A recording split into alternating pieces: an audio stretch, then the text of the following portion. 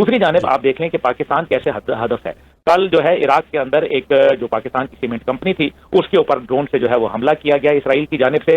अब ये आप देख लें कि किस तरीके से ये काम हो रहा है। इस वक्त जो हमारे पास इत्तलात आ रही है पाकिस्तान के ज़राए के हवाले से, पाकिस्तान इस वक्त मुकम्मल तौर पर हाई अलर्ट पे जा चुका है। नमस्कार दोस्तों, स्वागत है आप सभी का समसामयिक ट्रेंडिंग न्यूज के एक और विश्लेषणात्मक और तहलका मचाने वाले एपिसोड में। दोस्तों, इस वक्त मध्य पूर्व जल रहा है। ईरान और इजराइल के बीच तनाव अपने चरम पर है, लेकिन इस भूचाल के बीच एक बेहद चौंकाने वाली खबर आई है। अमेरिका ने पाकिस्तान के सेनाध्यक्ष जनरल असीम मुनीर को व्हाइट हाउस में डिनर पर बुलाया है। अब सवाल उठता है, क्या ये केवल एक औपचारिक निमंत्रण था या इसके पीछे है कोई गहरी सामरिक चाल? विश्लेषकों की माने तो यह सिर्फ डिनर नहीं था, बल्कि अमेरिकी जियो स्ट्रैटेजिक गेम प्लान का हिस्सा था। माना जा रहा है कि अमेरिका ईरान के खिलाफ किसी संभावित सैन्य कार्रवाई से पहले पाकिस्तान को अपनी तरफ लुभाने की रणनीति पर काम कर रहा है। और क्यों न करे, पाकिस्तान की सैन्य बेस, एयर बेस और सामरिक लोकेशंस अमेरिका और इजराइल के लिए बेहद अहम हो सकते हैं। लेकिन पाकिस्तान है कि अपनी पुरानी आदतों से बाज नहीं आता। कुछ लीक हुए वीडियो और ऑडियो क्लिप से यह संकेत मिला है कि पाकिस्तान ने एक ओर जहां अमेरिकी और इजरायली विमानों को गाइड किया, वहीं दूसरी ओर सीक्रेटली नुकसान पहुंचाने की कोशिश भी की। अब बात यहां तक पहुंच चुकी है कि इजराइल ने इराक में मौजूद एक Pakistani cement factory lucky cement plant पर ड्रोन अटैक कर दिया है। यह हमला भले ही ज्यादा भीषण न रहा हो, लेकिन संदेश बिल्कुल साफ था।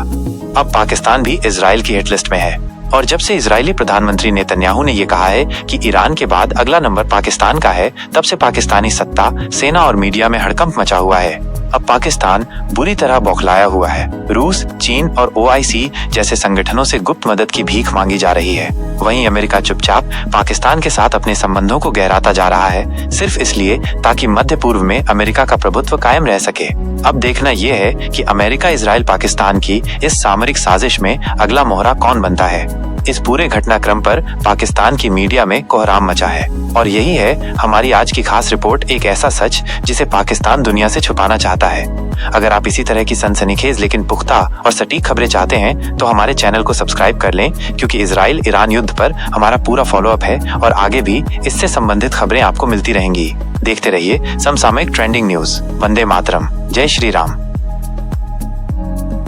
इस वक्त जो हमारे पास इत्तलात आ रही है पाकिस्तान के ज़राए के हवाले से, पाकिस्तान इस वक्त मुकम्मल तौर पर हाई अलर्ट पे जा चुका है। पाकिस्तान ईरान का इमीडिएट नेबर है, बल्कि हमने तो परसों कुछ परवाजें जो है पाकिस्तान एयरफोर्स की कोयटा में रिपोर्ट की। ऑब्वियसली ईरान के साथ बॉर्डर लगता है और हमने अपनी सरहदें जो है उन्हें महफूज बनाना है, अपने असासों को महफूज बनाना है। और इस जंग के अंदर पाकिस्तान का क्या रोल होगा, ये बहुत इंपॉर्टेंट है। तमाम तर नजरें पाकिस्तान की मिलिट्री की लीडरशिप और पाकिस्तान की जो पॉलिसी होगी उस पर है। इस वक्त पाकिस्तान हाई अलर्ट पर है और फील्ड मार्शल जो है जनरल आसिम मुनीर, वो सऊदिया नहीं जा रहे। अमेरिका से इस्तांबुल पहुंचे, OIC के इजलास में सऊदिया नहीं जा रहे और फौरी पाकिस्तान पहुंचने का फील्ड मार्शल ने फैसला किया है। और पाकिस्तान के प्राइम मिनिस्टर ने जो सबसे इंपॉर्टेंट नेशनल सिक्योरिटी कमेटी है उसकी मीटिंग भी कल तलब कर ली है। नेशनल सिक्योरिटी कमेटी की मीटिंग का तलब किया जाना भी इस जानिब एक बहुत क्लियर इंडिकेशन है that something big is about to happen. अभी जो इस्तांबुल में कॉन्फ्रेंस की जनाब अब्बास इराक़ची ने, तो उसके अंदर उन्होंने ये बताया कि वो अभी कुछ देर बाद जो है वो रूस के सफर पे वो निकल रहे हैं और वो जल्द चीन का सफर जो है वो भी करेंगे, क्योंकि इस खित्ते के अंदर सिर्फ मामला नहीं है, बल्कि इस खित्ते से हट के है कि अगर रूस और चीन ने अपने आप को सुपर पावर के तौर पर अपने आप को मनवाना है तो उनको फिर इस खित्ते में मजबूरन एंट्री करनी पड़ेगी, क्योंकि अगर ऐसा वो नहीं करेंगे तो फिर वो आइंदा मुस्तकबिल में पूरी दुनिया में एक बरतर किरदार अदा करने के लिए काफिल समझे जाएंगे और अमेरिका की थानेदारी as a sole superpower दोबारा जो है वो बढ़ जाएगी। ये बात वो है जो कि ऑफिशियल है। दूसरी जानिब आप देख लें कि पाकिस्तान कैसे हदफ है। कल जो है इराक के अंदर एक जो पाकिस्तान की सीमेंट कंपनी थी उसके ऊपर ड्रोन से जो है वो हमला किया गया इसराइल की जानिब से। अब ये आप देख लें कि किस तरीके से ये काम हो रहा है। इस वक्त आप बड़े खतरनाक मोड़ पे खड़े। इस तरफ चाइना की आप हेल्प ले रहे हैं for your security and for your defence, उस तरफ आप अमेरिका की हेल्प ले रहे हैं for your resources, for your economic wellbeing. तो you are dependent on both.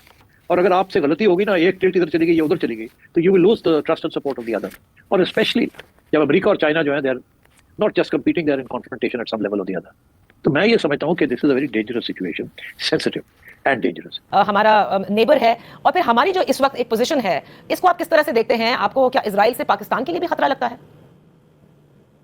देखिए, खतरा तो जरूर रहेगा, क्योंकि जिस किस्म की उनकी इंटेंशंस रही हैं पहले भी, और पाकिस्तान को वो मुस्लिम दुनिया की एटमी ताकत के तौर पर जानते हैं, तो जाहिर है कि पाकिस्तान के बारे में उनके प्लान हैं जरूर। और उसके बारे में मैं सिर्फ इतना कह सकता हूँ कि हमारे लोग भी मुसलसल तैयारी में होंगे, क्योंकि हमें अच्छी तरह पता है कि इंडिया के अलावा इसराइल ही हमारे लिए सबसे बड़ा खतरा है। तो उस बारे में तो ये बात क्लियर होनी चाहिए कि हम कोई चांस नहीं लेंगे इंशाल्लाह। सही। बाकी रहा अब जो सिचुएशन है, अब ये जो जंग है, ये पिछले 25 साल से इसके बारे में सुन रहे हैं कि पहले अमेरिका और ईरान की जंग सोचा करते थे, और ये उस वक्त हम नहीं सोचते थे कि इसराइल के जरिए से अमेरिका हमला करवाएगा, और बिलाखिर अब यही हुआ कि हमला करवा दिया है। और हमें कोई उम्मीद नहीं होनी चाहिए, हम पता नजर इसके कि हम सलामती कौंसिल के मेंबर हैं, तो हम तो एक नॉन परमानेंट मेंबर हैं, इलेक्टेड मेंबर हैं, तो 15 मेंबरों में से 10 मेंबर होते हैं, तो उनकी अपनी से कम होती है, ज्यादा वो 5 ममालिक हैं जो परमानेंट हैं, तो सलामती कौंसिल से कोई तवक्को नहीं की जा सकती। लेकिन नाउ आज आपने ख्वाजा आसिफ की स्टेटमेंट भी देखी होगी on the floor of the house. वो कहते हैं कि चुप नहीं रहना चाहिए, क्योंकि बहुत जल्द जो कुछ यमन में हुआ, सीरिया में हुआ, जो कुछ ईरान में हुआ, ये आग आप तक भी पहुंच सकती है। जो कह रहे हैं कि इजराइल पाकिस्तान के खिलाफ भी ये कार्रवाई कर सकता है, तो इजराइल जो है वो ऑलरेडी पाकिस्तान के खिलाफ कार्रवाई कर रहा है। They are partner with Modi के साथ पार्टनरशिप में है, और जो अभी भी एप्लीकेशन हुई है उसमें इजराइल का बहुत बड़ा हाथ है। इनको एक तो हसन करवाने में कि जल्दी ये करें, और पूरी सपोर्ट हासिल थी, और इवन उनके लोग जो है कश्मीर में मौजूद थे जी। तो ऑलरेडी वो अपना जो हिंदू जायनिज्म और जो ज्यूइश जायनिज्म है, इनकी पार्टनरशिप शुरू है, और ये Pakistan is already their victim. और पास्ट में भी हमने देखा है कि इन्होंने 2011 का नेतन्याहू का अगर इंटरव्यू देख ले जो यूट्यूब के ऊपर अवेलेबल है, जब प्रेसिडेंट ओबामा और इन लोगों की सीरीज एक चली थी, उसमें बड़े क्लियरली कह रहे हैं कि दो रिजीम्स हैं जिनके हाथ में न्यूक्लियर बहुत ही खतरनाक है। ईरान का वो जिक्र करते हैं और एक पाकिस्तान का जिक्र करते हैं। तो पाकिस्तान का न्यूक्लियर तो ऑलरेडी उनके एजेंडा पे है, और इसकी एप्लीकेशन भी हो चुकी है थ्रू इंडिया। तो इंडिया और इनकी इस पे आगे बढ़ेगा जी। अब जो इस खतरनाक घड़ी में अफरा तफरी की लहर से बचना बहुत जरूरी हो गया है, लेकिन इस तमाम तरह सूरत-हाल को क्या सूरत-हाल बनती आगे देख रहे हैं? क्या ये अफरा तफरी मजीद बढ़ेगी? मगर हमारे लिए एक सीधी सादी बात है, इससे बड़ा सिग्नल क्या हो सकता है कि आप के साथ जो ईरान के साथ होना है। नेतन्याहू ने कहा है कि ईरान के बाद पाकिस्तान की बारी है, बस ये उसने कहा है, ये मेरे अपने कान से सुना है, ये पूरी आधी दुनिया अपने कान से सुनी है। इसका क्या, अगर ईरान के पास जो थोड़ा सा शक था कि पूरा वेपन ना हो, उसको साथ वो किया है, तो हमारे साथ जब हमें उनको पता है हमारे पास है, हमारे साथ क्या होगा। और हिंदुस्तान का जो पूरा फॉल्स फ्लैग ऑपरेशन हुआ जो था, वो क्यों हुआ था, वो कैसे हुआ था, किसकी इजाजत से हुआ था, और कैसे वो एक स्टेप था in the process of D nuclear. और ठीक है, लोग कहते हैं कि ये सब चीन के अल्टीमेट ऑब्जेक्टिव इज चाइना, मगर चाइना तो खैर उनको पहुंचते पहुंचते शायद चाइना के साथ उनकी कोई एग्जिस्टेंस हो जाए, माने रह सकें चाइना के साथ, इसलिए चाइना को वो पहुंच नहीं सकते। तो मेरे ख्याल में कि हमारे लिए एक ही मैसेज है कि बिल्कुल हमें तैयार हो जाना चाहिए, और जो भी हम सुनते हैं कुछ 10 दफ़े डबल चेक करो, और इन लोगों से जो हम सुनते हैं तो आई थिंक के बड़ी एहतियात करना चाहिए, हमें फूक फूक के चलना चाहिए। और ये जो हुआ है, देखिए एक मुल्क जिसके पास बम था नहीं, आपकी नेशनल इंटेलिजेंस कांग्रेस को कह रहे हैं उनके पास बम नहीं है, और आप इंश्योर कर रहे हैं IAEA का 24/7 प्रेजेंस से, और पोजीशन कर रहे हैं आप मॉनिटर्स हर जगह जिधर कंसीवेबली एनरिचमेंट हो सकता है कि बम नहीं है, बनेगा, वो भी काफ़ी नहीं है। जब फिर मैं तो सोचता हूँ खुदा के लिए कि हमें सोचना चाहिए कि हमारा क्या होगा।